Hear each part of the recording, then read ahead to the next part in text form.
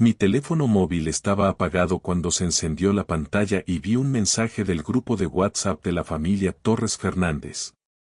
Mi nuera Ana había escrito algo así como, «¡Qué pareja tan bonita!». Debajo había un nuevo video del sábado pasado. Llevo 10 años casado con Lucía Torres. Una hipoteca en Getafe, un coche viejo y muchas facturas que pagar. Nada épico.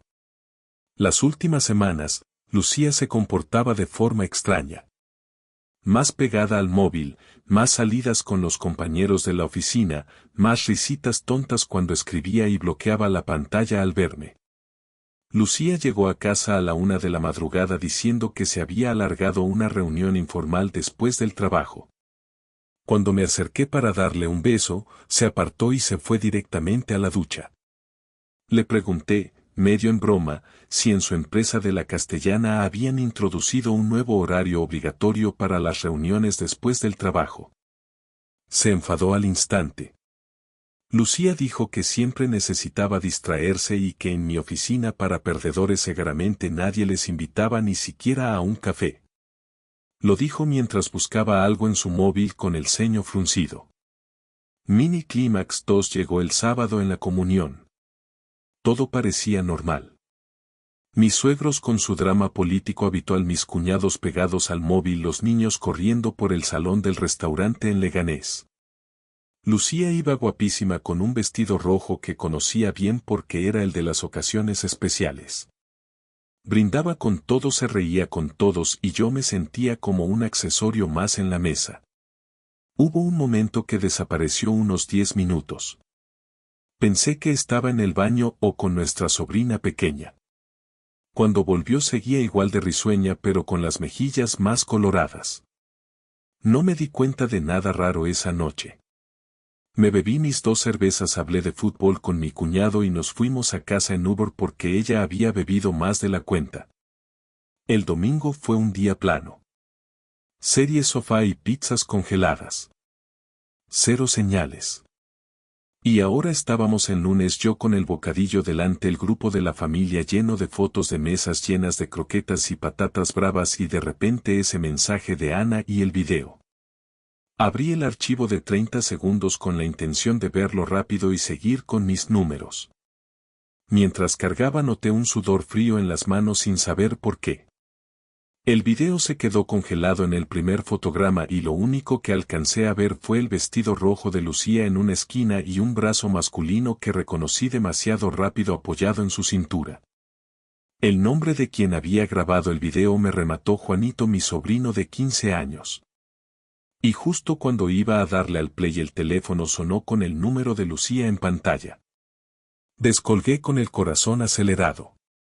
Lucía dijo que solo llamaba para preguntar si quería que comprara algo para la cena a la vuelta de la oficina. Yo respondí que no, que me apañaba con lo que hubiera en casa. Notó algo en mi tono y preguntó si pasaba algo. Le dije que estaba liado con un cierre y colgué rápido. Me quedé mirando el móvil como si fuera una bomba. Luego respiré hondo y le di al play. Aparecía el salón privado del restaurante el sábado. Música de reggaetón bajita, niños corriendo al fondo, adultos alrededor de la mesa principal. La cámara se movía de un lado a otro enfocando a mis suegros bailando y luego a la mesa donde yo estaba sentado hablando con mi cuñado. Yo me veía de perfil masticando tranquilo sin imaginar nada. De repente la cámara giraba hacia una esquina menos iluminada. Allí estaba Lucía frente a Javier Ríos, su compañero de trabajo al que yo conocía porque lo había visto 2 veces en quedadas de empresa. Alto, barba recortada, camisa blanca. Estaban muy pegados. En el video se veía cómo Javier le susurraba algo al oído y ella se reía echando la cabeza hacia atrás. Él ponía la mano en su cintura. Yo noté un latigazo en el pecho. Quise parar el video pero no lo hice. Seguí mirando. En el segundo 20 Lucía se inclinaba hacia él y le daba un beso en la boca. No un pico de saludo. Un beso con los ojos cerrados y la mano de ella apretando el cuello de Javier. Los dos se separaban después y miraban alrededor riéndose como 2 adolescentes. Fin del video. 30 segundos. Sentí que el cuerpo se me quedaba vacío. Las manos me temblaban tanto que casi tiro el móvil al suelo. No pude pensar frases profundas ni nada similar. Solo notaba un ruido en la cabeza y una presión en el pecho. Cerré la pantalla, bloqueé el móvil y apoyé la frente en la mesa. Me quedé así un minuto entero. Un compañero entró en mi despacho a preguntar algo y tuvo que repetirlo 3 veces porque no le oía. Mini Climax 1 de ese día fue cuando volví a abrir el chat de la familia para ver los comentarios del video. Mi suegra había puesto que qué monos salían todos. Ana bromeaba con que Lucía se lo pasaba demasiado bien con los compis del curro. Y Juanito respondía con un mensaje que me clavó más todavía. Decía que vaya morreo te marcaste con el del traje blanco, tía. Nadie contestó a eso. El mensaje se quedó ahí enterrado entre stickers. De repente esa tontería del silencio en el grupo se convirtió en un dato. No era solo el video. Era que todos habían visto algo raro y nadie me había dicho nada. Noté una mezcla rara de vergüenza y rabia. Pensé en escribir algo en el grupo pero me contuve. Cometí la idiotez de intentar justificarlo. Me repetí que sería un juego, que iba borracha, que en las familias españolas siempre hay un poco de cachondeo y que no quería montar un drama por un beso de borrachera. Mi cuerpo no se lo creía. El resto del día tuve náuseas como si hubiera comido algo en mal estado. Mini Clímax 2 fue por la tarde cuando Ana me escribió aparte. Me dijo que esperaba que no me hubiera molestado el video, que había sido un momento tonto y que Lucía le había pedido que no se dramatizara. Ahí entendí que Lucía ya sabía que el video corría por la familia y no había dicho ni una palabra al llegar a casa el domingo. Me hervía la sangre. Le contesté a Ana que todo bien, que gracias por preocuparse. Mentira total. Esa misma noche, mientras Lucía se duchaba, miré el calendario que ella tenía en la nevera con rotulador. El viernes siguiente habían marcado cena de empresa en un local de Malasaña. Le pregunté desde el salón si al final iban todos. Ella respondió que sí, que era la típica cena de verano adelantada y que no me preocupara, que no sería muy tarde. Me sonó a guión ensayado. Ahí tomé una decisión. Mini Clímax 3. No pensaba quedarme en casa otra vez imaginando cosas. Hablé con mi jefe al día siguiente, le pedí salir antes el viernes y preparé una excusa para Lucía. Le dije que tenía guardia de cierre hasta tarde y que probablemente llegaría cuando ella ya durmiera. Lo dije con voz neutra para no levantar sospechas. Ella pareció aliviada. El viernes por la noche aparqué a 2 manzanas del local en Malasaña donde hacían la fiesta de la empresa. Un bar de estos modernos con neons y música alta. Esperé dentro del coche viendo entrar a grupos de compañeros de corbata floja y vestidos ajustados. A las 10:30 vi llegar a Lucía en un taxi. Iba de nuevo con el vestido rojo. Se bajó sonriendo y Javier la esperaba en la puerta. Se saludaron con 2 besos demasiado lentos. Entraron juntos. Esperé casi una hora con el corazón golpeando las costillas. Al final decidí entrar. Había humo de vapeo, música a todo volumen, gente bailando con copas en la mano. Busqué con la mirada entre la gente hasta que los vi. Estaban al fondo en un rincón cerca de la escalera de emergencia. Javier de espaldas, Lucía frente a él. Sus manos entrelazadas sobre la mesa alta. No estaban borrachos. No estaban bromeando. Me quedé congelado un segundo y luego empecé a caminar hacia ellos sin saber exactamente qué iba a hacer cuando llegara. A medida que me acercaba, el ruido de la música se volvía lejano, como si alguien hubiera bajado el volumen del mundo. Yo solo veía sus manos. Vi cómo Javier le acariciaba los dedos con el pulgar. Vi la mirada de Lucía fija en él como no me miraba a mí desde hacía meses. Cuando quedaban 2 metros, Lucía me vio por encima del hombro de Javier y se puso blanca. Diego, dijo ella soltando la mano de Javier tan rápido que casi tiró la copa. Javier se giró y tardó un segundo en reconocerme. Yo dije buenas noches con una calma que no sentía. Notaba el pulso golpeándome en las sienes. Pregunté si la cena de empresa incluía paquete de novio opcional. Algunos compañeros que estaban cerca dejaron de hablar y miraron. Lucía respondió que no montara un número, que solo estaban hablando aparte porque dentro había demasiado ruido. Lo decía sin mirarme directamente, sino mirando a mi hombro como si allí hubiera algo interesante. Javier intentó decir que me tranquilizara, que todo se podía hablar. Eso me encendió más. Lo primero que hice fue sacar el móvil del bolsillo. Lo apoyé en la mesa y abrí el video de la comunión delante de los dos. Puse el volumen al mínimo y dejé que se viera la escena del beso. No dije nada. Solo lo dejé correr. Cuando terminó levanté la vista.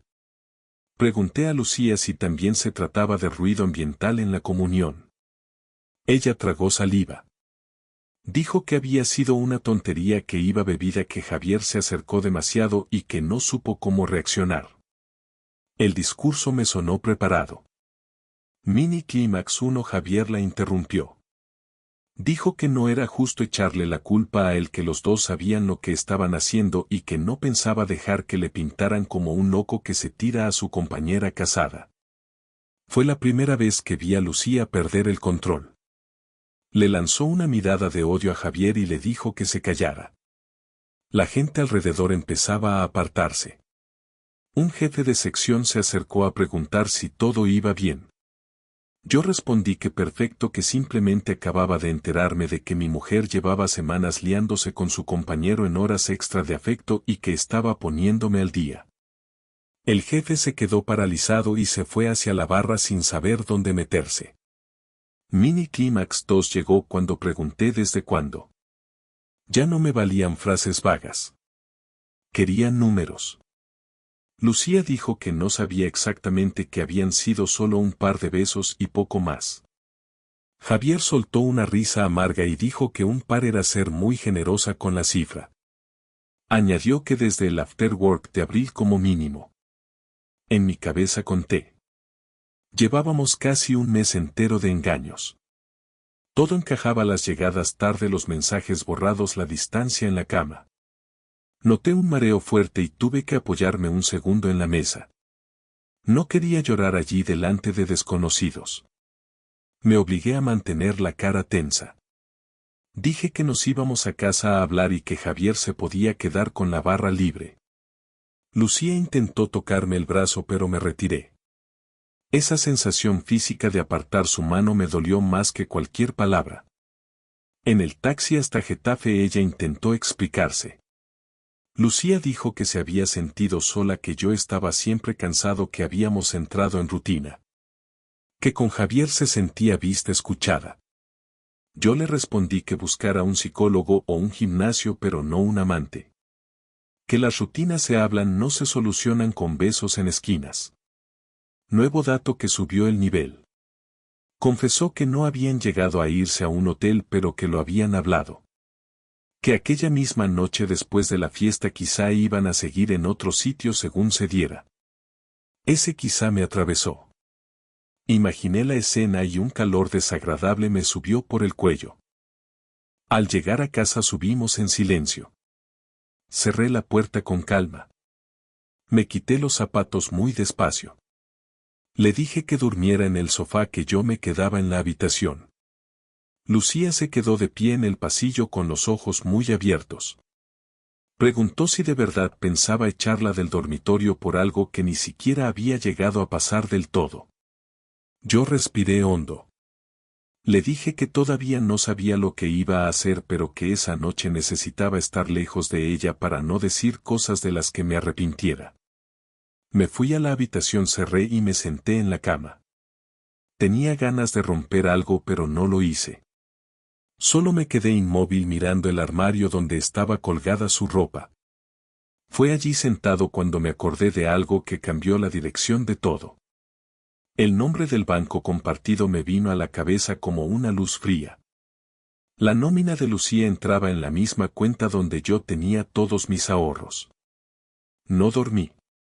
Me levanté antes de que sonara el despertador y mientras Lucía roncaba en el sofá abrí el portátil. Entré en la banca online con los ojos hinchados pero la cabeza fría. Lo primero fue separar el dinero. Transferí la mitad exacta de los ahorros a una cuenta nueva solo a mi nombre. No me llevé más de lo que me correspondía. No quería hacerle una jugada sucia, solo protegerme. Mini Clímax 1. Ver el movimiento confirmado fue como un clic interior. Algo se recolocó. Después preparé café sin decir una palabra. Lucía se despertó desorientada con el pelo revuelto. Preguntó si podíamos hablar. Dije que sí, pero después del trabajo. Tenía cosas que hacer.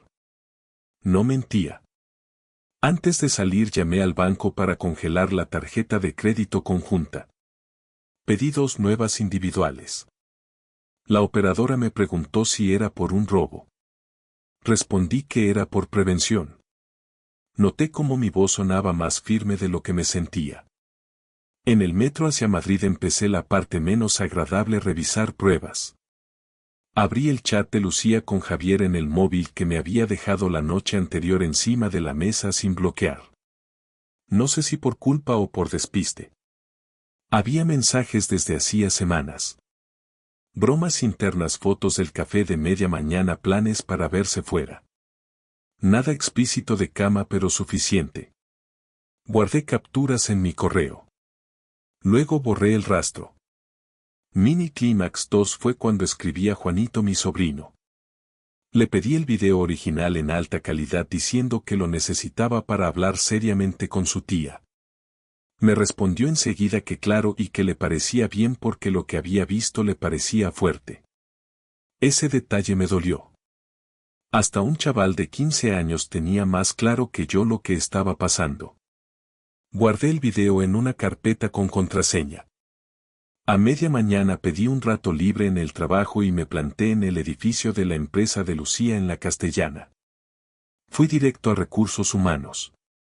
Me atendió una responsable de unos 50 años que me miró con mezcla de incomodidad y profesionalidad cuando le dije que era esposo de una empleada y que necesitaba informar de un posible conflicto de intereses interno. No entré en detalles obscenos, simplemente comenté que tenía pruebas de una relación sentimental entre mi mujer y un compañero de su mismo equipo que incluía besos en eventos de empresa mientras ambos estaban casados o en pareja. La mujer frunció el ceño. Dijo que las políticas internas prohibían relaciones jerárquicas pero no entre iguales siempre que declararan la situación para evitar problemas en proyectos comunes. Añadió que aún así les preocupaba la imagen en actos corporativos y que agradecería el material para revisar. No era mi idea inicial mandar nada, pero en ese momento entendí que parte de mi venganza sería obligarles a enfrentarse a las consecuencias en su entorno. Le envié el video y algunas capturas donde se veía cómo planeaban verse en horario que coincidía con supuestas reuniones. Mini Clímax 3 vino pocas horas después. Al salir de comer vi un correo en mi buzón donde la responsable de Recursos Humanos me agradecía la información y me comunicaba que se abría una investigación interna que podría implicar cambios de puesto o sanciones. No me alegró exactamente, pero sentí justicia. Aquella tarde Lucía me llamó 3 veces al móvil. No contesté. Me mandó mensajes diciendo que la habían llamado de Recursos Humanos, que alguien había enviado el video de la comunión y que estaba todo patas arriba. Decía que creía que había sido su hermana. Yo leí todo en silencio. Más tarde añadió que también habían citado a Javier y que éste le había mandado un audio llamándola cobarde. El castillo de cartas se caía. Esa noche cuando llegué a casa el ambiente estaba espeso. Lucía estaba sentada en la mesa del salón con los ojos rojos y un sobre en la mano. Dijo que la iban a cambiar de departamento y que le habían puesto una amonestación formal en el expediente. Añadió que Javier había estallado y había pedido el traslado a otra ciudad. Ahí estaba el giro que yo no esperaba. El amante se bajaba del barco justo cuando empezaba a hundirse. Yo me serví un vaso de agua. Le conté con detalle lo que había hecho en el banco ese mismo día, que había separado las cuentas, que había cancelado la tarjeta conjunta y que a partir de ese momento cada uno se pagaría sus cosas. Le dije también que pensaba buscar abogado para informarme de una posible separación. Lucía reaccionó con una mezcla de rabia y desesperación. Dijo que estaba exagerando, que no había llegado a acostarse con Javier, que solo habían sido besos y que estaba dispuesta a cortar todo y a ir a terapia de pareja. Se levantó, vino hacia mí e intentó abrazarme. Yo di un paso atrás. Sentí un nudo en la garganta, pero me mantuve firme. Le dije que mi venganza no iba de gritos ni de tirar platos. Iba de quitarle el privilegio de seguir viviendo su vida tal y como estaba mientras yo hacía de tonto en segundo plano. Y que eso empezaba por dejar de ser su colchón financiero y emocional. Ella me miró como si no me reconociera. Esa noche dormimos otra vez separados. Antes de cerrar la puerta del dormitorio oí cómo llamaban al timbre con insistencia. Era Javier. Lo supe antes de abrir porque el timbre sonó de forma nerviosa y seguida. Fui yo quien abrió, no Lucía. Javier estaba en el rellano con cara de pocos amigos y una chaqueta que aún olía a bar. Me miró como si yo fuera el culpable de todo. Javier dijo que necesitaba hablar con Lucía un momento, que lo que yo había hecho en la empresa era una puñalada. Le respondí que la puñalada la había recibido yo viendo cómo se besaban mientras mi familia aplaudía de fondo. Le pedí que se marchara. Él dio un paso hacia adelante como si fuera a colarse en el piso. Por un segundo pensé en empujarle, pero me contuve.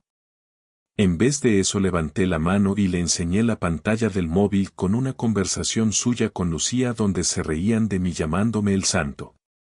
Esa imagen le hizo recular. Lucía apareció detrás de mí. Le temblaba la voz cuando dijo que aquello se había acabado, que no quería hablar más con él. Javier respondió que ahora que tenía problemas en el trabajo se hacía la digna y que conmigo no aguantaría ni 2 meses tal como se nos veía. Soltó una carcajada cortante y se fue por las escaleras. Ese fue un mini clímax raro. No hubo golpes, ni policía, ni escenas de película. Solo un tipo bajando las escaleras insultando por lo bajo mientras nosotros dos nos quedábamos en el marco de la puerta vacíos. Cerré y me quedé apoyado en la puerta. Lucía rompió a llorar de verdad. No las lágrimas teatrales de antes, sino llanto feo con mocos y respiración cortada. Me pidió que habláramos esa noche sin gritos.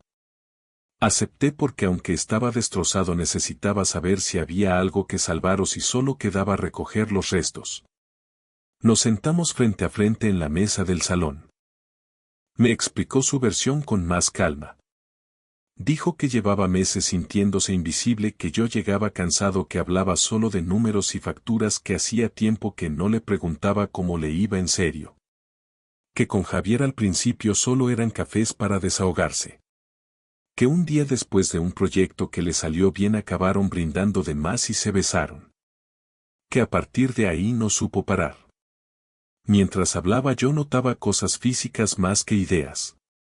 Un hormigueo en las manos, una rigidez en la mandíbula, el corazón acelerado en momentos concretos, como cuando mencionaba cómo Javier la hacía sentir especial. Cada vez que oía ese tipo de frases sentía un pinchazo entre las costillas. Me di cuenta de que no estaba solo enfadado, también estaba humillado. No por el sexo que no hubo, sino por haber ocupado el papel de mueble en mi propia casa. Mini Clímax 2 fue cuando Lucía soltó un dato que no esperaba. Dijo que había pensado en pedir el divorcio antes de liarse con Javier. Que incluso había mirado alquileres en Fuenlabrada para irse sola. Que no se atrevió. Que en vez de hacerlo empezó con el coqueteo de oficina. Esa confesión me dolió más que el beso. Me hizo ver que el problema venía de antes y que yo tampoco había querido ver nada. Le pregunté qué quería ahora exactamente, no dentro de 6 meses. Si quería seguir conmigo de verdad o solo evitar el escándalo familiar.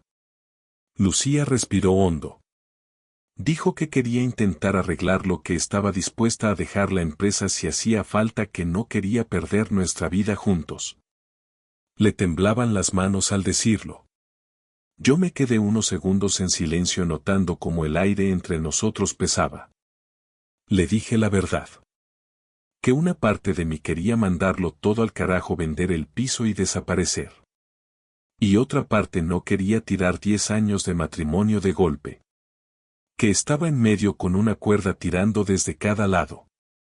Le expliqué que por ahora lo único claro era que necesitaba distancia mental. Que pensaba irme unas semanas a casa de un amigo en Vallecas para poder pensar sin verla cada minuto. Ese fue el mini clímax 3. Cuando se lo dije vi cómo se le descomponía la cara. Preguntó si eso significaba que la estaba dejando. Respondí que no lo sabía todavía. Que era precisamente lo que tenía que decidir. Pero añadí un detalle que subió las apuestas. Le dije que mientras tanto yo iba a contar la verdad a mis padres y a mis amigos cercanos sin adornos. Que no quería cargar con la imagen de marido que abandona a la pobre esposa sin que se supiera por qué. Lucía se levantó de golpe de la silla. Dijo que si lo contaba a todos la iban a crucificar, que su propia madre la machacaría y que yo la estaba condenando a ser la infiel oficial del clan. Me dio pena, pero no retrocedí. Era mi forma de recuperar algo de control. Cuando fui a hacer la mochila para irme esa misma noche o al día siguiente recibí un mensaje de mi madre. Decía que si podíamos hablar al día siguiente porque Ana le había comentado que nos había visto raros en la comunión. Aún no sabía nada y ya olfateaba el desastre. Al día siguiente me levanté temprano, recogí algo de ropa y me fui a desayunar con mis padres en un bar de Aluche. Les conté lo ocurrido sin adornos. El video, la fiesta, el colega de oficina. Les enseñé el video un solo vez. Mi padre se quedó en silencio con el café en la mano. Mi madre se llevó la mano a la boca. No me soltaron frases motivacionales ni nada parecido. Mi padre dijo que si me quería quedar en su casa el tiempo que hiciera falta, las puertas estaban abiertas. Mi madre añadió que si decidía perdonarla sería cosa mía, pero que no permitiera que nadie me tratara como si yo fuera el culpable. Esa reacción me dio más paz que cualquier consejo. Esa misma tarde me mudé temporalmente al piso de mi amigo Raúl en Vallecas. Un colchón en el salón y mucha cerveza barata. Raúl escuchó toda la historia de principio a fin sin interrumpir apenas. Solo al final dijo una cosa. Que hiciera lo que hiciera lo hiciera despierto, no por miedo ni por costumbre. Esa frase se me grabó. Durante las semanas siguientes Lucía me escribió casi cada día. Mensajes largos hablando de recuerdos, de viajes, de planes que teníamos para el verano en la costa de Cádiz. Me mandaba fotos antiguas nuestras como si con eso pudiera borrar las nuevas imágenes que yo tenía en la cabeza. Algunas noches hablábamos por videollamada. Yo notaba que mi rabia inicial iba bajando, pero quedaba una especie de agujero. Ya no quería romper cosas, tampoco podía imaginar volver a la normalidad como si nada. En paralelo hablé con una abogada de Leganés recomendada por un cliente. Me explicó las opciones: separación temporal, convenio amistoso o guerra total. Me dijo que el hecho de que hubiera habido besos pero no pruebas de algo más no cambiaba mucho legalmente, pero sí podía afectar a posibles acuerdos si se demostraba que la convivencia era inviable. Yo escuchaba tomando notas con bolígrafo, aunque en realidad estaba midiendo algo más difuso. Cuánto me pesaba seguir atado a esa historia. Las sesiones con la abogada fueron un mini clímax interno. Me obligaron a imaginarme de verdad una vida sin Lucía, piso vendido cada uno por su lado, vacaciones por separado, cenas de Navidad con sillas vacías. Ese futuro dolía, pero al mismo tiempo tenía algo limpio. Al final del mes quedamos Lucía y yo en una cafetería cerca de Atocha para la famosa última conversación. Llegó más delgada, cansada, con ojeras. Yo tampoco estaba para posar en revistas, pero al vernos sentí menos rabia y más cansancio. Nos sentamos. Ella empezó diciendo que aceptaba la separación si era lo que yo necesitaba, pero que quería que supiera que no había vuelto a hablar con Javier, que estaba buscando otro trabajo para empezar de cero. Le pregunté si creía de verdad que podría reconstruir la confianza entre nosotros. Hizo una pausa larga, miró la taza de café y dijo que no lo sabía, que seguramente nunca sería igual. Que aún así quería intentarlo aunque fuera desde cero, viviendo un tiempo separados. Ese reconocimiento de que no había vuelta a la normalidad me pareció más honesto que todos sus discursos anteriores. Yo le conté la decisión a la que había llegado. No iba a pedir el divorcio inmediato, pero sí una separación legal, con cada uno viviendo en un sitio distinto y cuentas completamente separadas. Nada de limbo ambiguo. Le dije que durante ese tiempo, si seguíamos hablando, sería como dos adultos que se respetan pero sin fingir que seguimos siendo matrimonio tradicional. Si dentro de un año seguíamos queriendo estar juntos, se vería. Si no, cada uno firmaría el fin con la cabeza fría. Lucía se echó a llorar otra vez, pero esta vez no intentó tocarme ni negociar. Asintió. Dijo que se lo merecía, que solo esperaba que con el tiempo, al recordarla, no me viniera solo la imagen del rincón del bar. Le respondí que eso no podía prometerlo, pero que iba a intentarlo porque tampoco quería vivir anclado a un video de 30 segundos. Firmamos los papeles de la separación unas semanas después en presencia de la abogada. No hubo gritos ni escenas. Solo firmas y un par de miradas largas. Ella se fue con un par de cajas al piso de una amiga en Móstoles. Yo volví al de mis padres con menos peso en el bolsillo y un peso distinto en el pecho. Ahora ha pasado poco tiempo como para hablar de lecciones profundas. Lo único que tengo claro es esto. No voy a volver a dejar mi vida en manos del piloto automático, ni en el trabajo ni en casa. No es un mensaje de autoayuda, es un recordatorio práctico. Mirar el móvil de tu pareja no es la solución, pero tampoco lo es cerrar los ojos cuando el cuerpo te grita que algo no cuadra. Sigo en la asesoría pensando en si despedir al nuevo becario o no, pero ya no como el mismo Diego. Hay noches en las que aún me despierto con la imagen de ese rincón del restaurante en la cabeza. Otras me acuerdo de la charla con mi padre en el bar y del colchón tirado en el salón de Raúl y siento algo parecido a calma. No sé si dentro de un año estaré divorciado, reconciliado o viviendo solo en un estudio en Madrid, Río. Lo que sí sé es que ya no me veo como la víctima pasiva de una historia de cuernos. Fui el tío al que traicionaron, sí, pero también fui el que dejó de ser el santo y empezó a tomar decisiones por sí mismo. Y eso, aunque duela, es lo único que ahora mismo me mantiene en pie.